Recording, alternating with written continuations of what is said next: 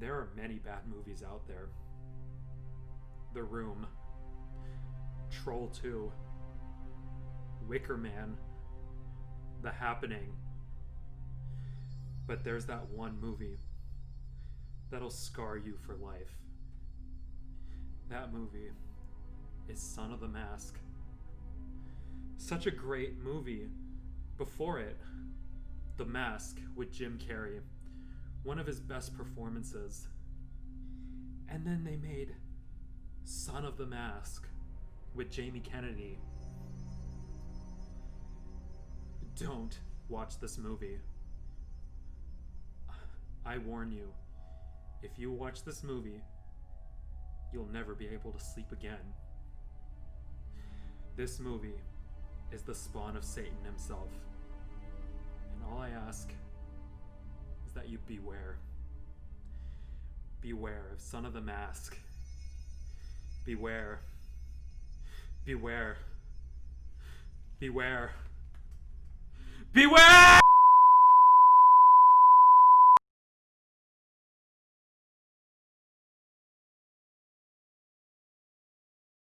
How's it going, guys, and welcome back to the channel. And I'm very excited because today we get to talk about the sequel to The Mask, Son of the Mask.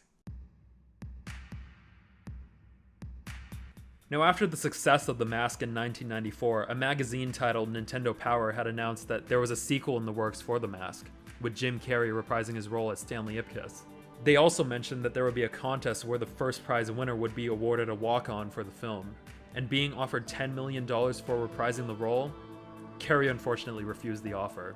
After reprising his role as Ace Ventura, he stated that he had turned down the offer due to the fact that reprising a character he had previously played offered no challenge for him as an actor.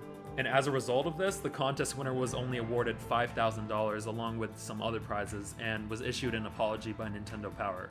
While stuck in development hell for years, it was reported in 2001 that a new director would take on the helm for the sequel. And then in 2005, the smash hit Son of the Mask was released in theaters and stands with a "Oh my goodness!"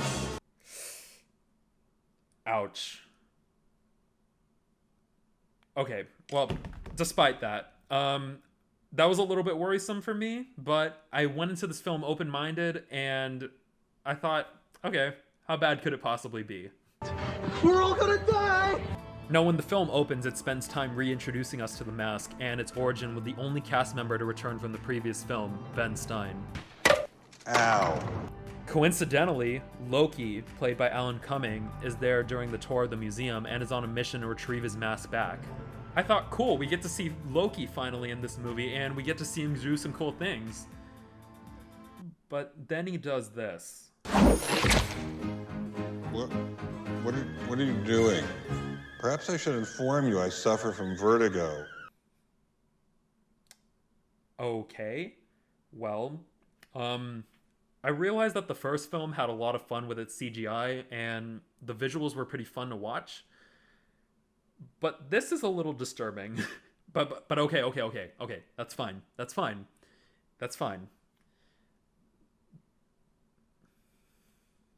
Eventually, we see the mask that Stanley threw into the river ended up in a new location called Fringe City, and it's picked up by a dog to bring to his family. And we get to see Jamie Kennedy play Tim Avery. And one thing that I see a lot of people complain about is that Jamie Kennedy himself was set to a constant whiny tone. And they're not wrong. Okay, honey, look. I know you're upset, okay? I don't want to have a baby.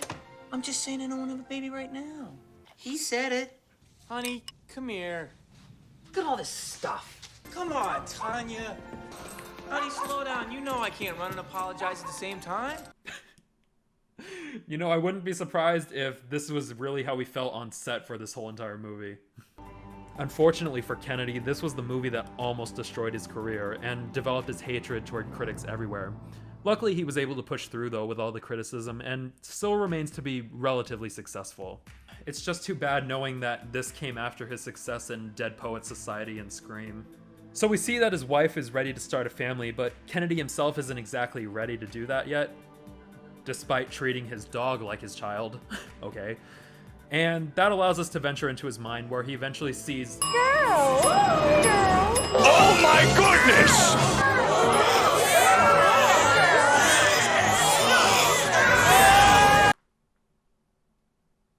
What's this movie rated again? PG. This movie's PG? Okay, parents out there, if you're gonna show this to your kids, be prepared to scar them for life. So, okay. 2 scary images in a short amount of time. All right, well, maybe that'll be it? What the hell?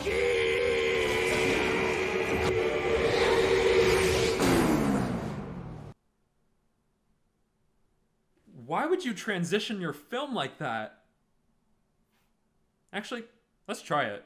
That looks kind of fun. Okay.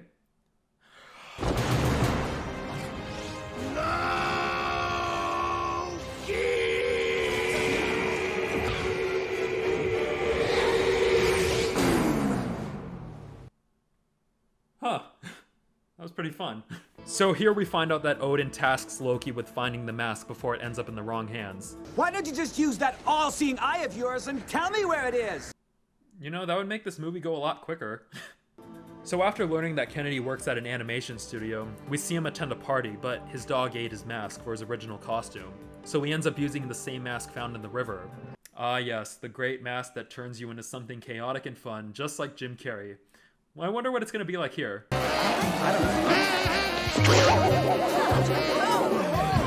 Don't you just love Halloween?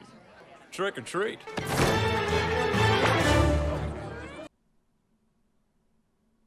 If you remember in my previous review of The Mask, you would probably remember that I specifically said that nobody else other than Jim Carrey could play this role.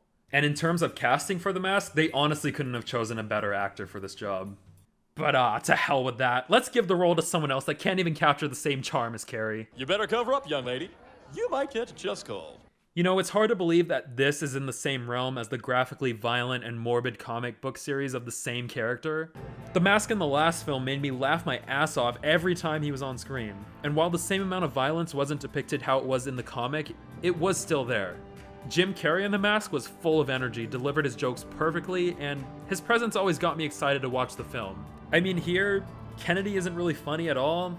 He has so little energy that it practically puts me to sleep. And he looks like something that Slimer from Ghostbusters threw up.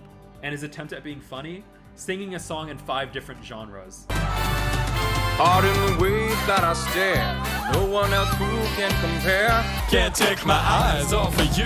I love you, baby. Just too good to be true. Can't take my eyes off you. And let's also make him this close to make him feel like he's sucking the breath out of your mouth.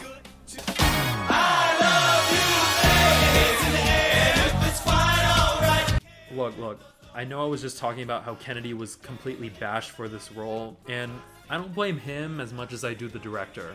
If you're gonna cast somebody as the Mask, try finding someone that would actually play the Mask well. I mean, Kennedy's character is already pretty bland from the start, and while the Mask is supposed to bring out the innermost desires of people, you can't really tell what he wants here. Whereas in the last film, we know Stanley struggles to break out of his shell, and he's a hopeless romantic, which is displayed perfectly as soon as he puts on the mask. With Kennedy, all I know is that he whines and that he doesn't want a kid. I mean, not really much to go off of, but I digress. Let's continue. So he eventually goes back home and has sex with his wife. God, knowing that the Mask can move at the speed of Roadrunner, she's probably in massive pain right now. And what do you know, she's pregnant with the son of the Mask. Aw, look how cute. She's seeing her baby on ultrasound. When I say the maracas, I go chick, chicky, boom, chick, chicky, boom. Man, the disturbing visuals aren't gonna stop, are they? I'm also surprised that there was absolutely no comment on that from the wife. I mean, I'll never know how it feels, but I'm assuming something like that would warrant some sort of reaction. God, there's still an hour left of this hellhole. But I'm sure it can't get any worse, right? So in an attempt to figure out which baby is the son of the Mask, Loki visits the hospital and... Guy, Odin thinks he's so great. Hello? No one even worships you anymore. Who'd you have to sting to get some answers in this place?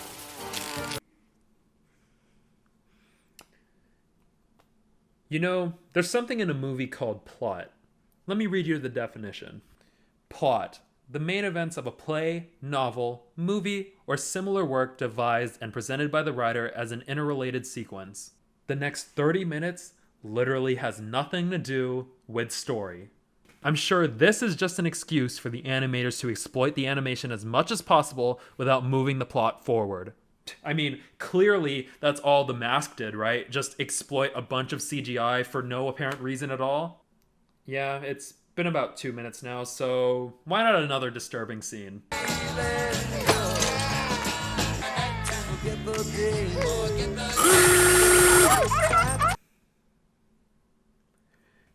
Hey parents, did you ever have that relatable moment in life where you have a newborn child and you take the lamp by their desk, you break it, and you almost feed it to your kid? Yeah, me too. In fact, I almost did that to my niece just a few weeks ago. I mean, totally relatable, right? So eventually the wife has to go out of town for her job, which leaves Jamie Kennedy at home working for his job while babysitting, and pretty quickly the baby starts to utter his first words. Mama. Aw, how cute. Mommy. Aw, how cute. Say dada. Dada? Mother. What the fuck? Oh, and one of the best things in any movie, a subplot. Yeah, here the dog accidentally puts on the mask, becomes the embodiment of COVID, and apparently wants to kill the baby. Yeah, the mask bringing out the innermost desires of the wearer makes the dog want to kill the baby. I thought that it was just the typical dog is being replaced, he's sad kind of bit, not having it become a murderous psychopath. And in the same sequence, we see that the baby is torturing his dad because he wants him institutionalized? Why? I don't know. You really expect to get answers in this movie? I mean, this is straight out of the depths of hell. I mean, how much more can this movie show that can possibly scare me? Come on. Hook me up. Show me the magic. Oh yeah, it wouldn't be interpreted in any wrong way. Would you like some thin chocolate?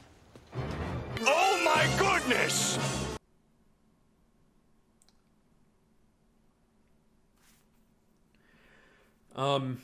You know, a gallon of bleach is looking very good right now. I mean, what gives this movie the right to come off of another movie with great story, great characters, and visuals that didn't scare the living bejesus out of me? Ah! Stop! Stop! Just stop. What the fuck? Holy... Just stop! Stop!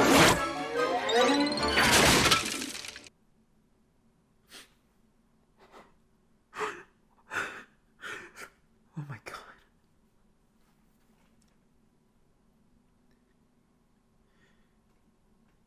You know what just occurred to me?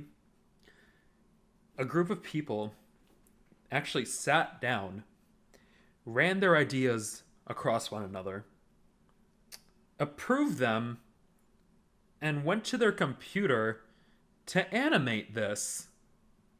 I mean, sure, the previous movie had some crazy-ass visuals, and maybe some would find them a little freaky to look at, but they were all based off of the style of the comic, and the fact that it blended in well with live action didn't make it look as scary. The visuals here are absolutely atrocious to look at. And this is 11 years after The Mask. Just look at the baby. He's literally the worst part of this movie, and he should be the cutest part. This makes me think that the animators took the largest shit on planet Earth and used the computers to clean themselves up. These whole 30 minutes are literally the animators showing off the crappy job that they've done without realizing what made the first film so great. The visuals were there to aid Jim Carrey in his performance and bring The Mask to life. In fact, you know what? I'm bringing my 9 out of 10 for The Mask up to a 10 out of 10. Okay. But you know what? I didn't give up. I powered through this movie. Even if I did lose some more brain cells than I had hoped. So, we're just going to continue with this review. So what's next? Stop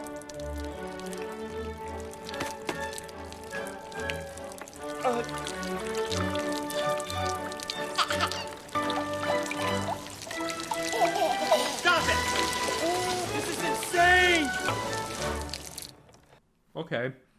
That was a little disturbing. I mean, can't get any worse than that, right?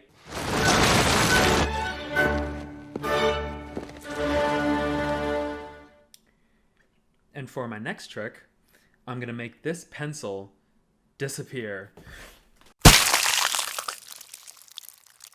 So after that, eventually Kennedy decides that he needs to take his kid to a pediatrician, and then this happens.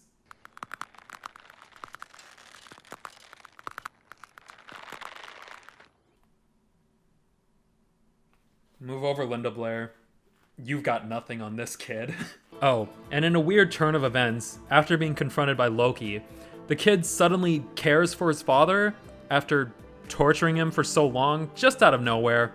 And in the same scene, Odin possesses Kennedy, stripping Loki of his powers for not finding the mask, just to give them back to him 5 minutes later.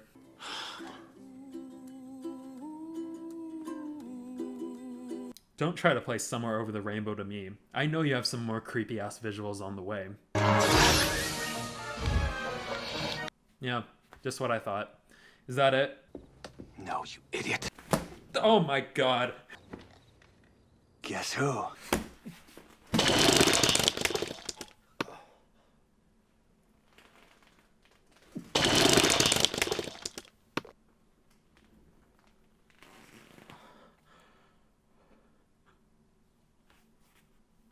Lord help me. So the wife eventually returns home, and Kennedy assaults her, believing that she might be Loki. A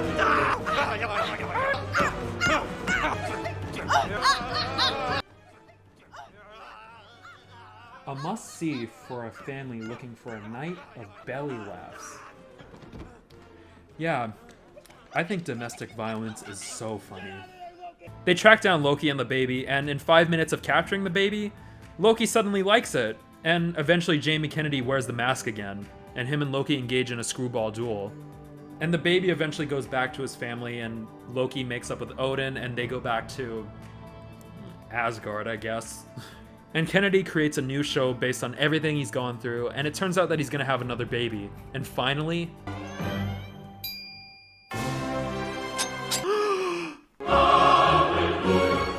You know, I cannot believe that this movie was actually made.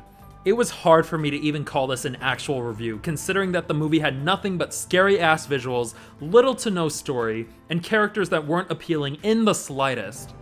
It isn't even one of those situations where it's so bad it's actually really good. I've said this before, and I'll say it again. The only reason that The Mask succeeded was because of Jim Carrey. He knew how to carry the film from start to finish with his charm and comedic style. If you were gonna make a sequel for this character, either make it with him in it or not at all. If you have watched The Mask and haven't watched this movie, don't do it. You're gonna be disappointed with every single choice in this movie, and you're probably gonna be able to find a way to fuel your nightmares. You had better believe that this atrocity is getting 1 out of 10 Jamie Kennedy faces. Ah, look at the top of his head! Oh my god.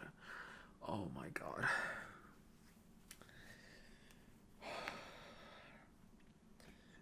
I've seen a lot of bad movies, but this is definitely up there as number 1 for one of the worst movies I've ever seen. I've seen The Room, but it's not as bad as this. God, I'm not sleeping tonight. But what do you guys think of The Mask? Do you somehow love it? Do you hate it? Do you not care to watch it? I'd love to know in the comments below.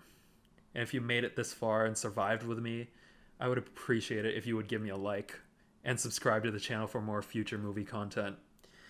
And until next week, guys, I'll see you later. Ah!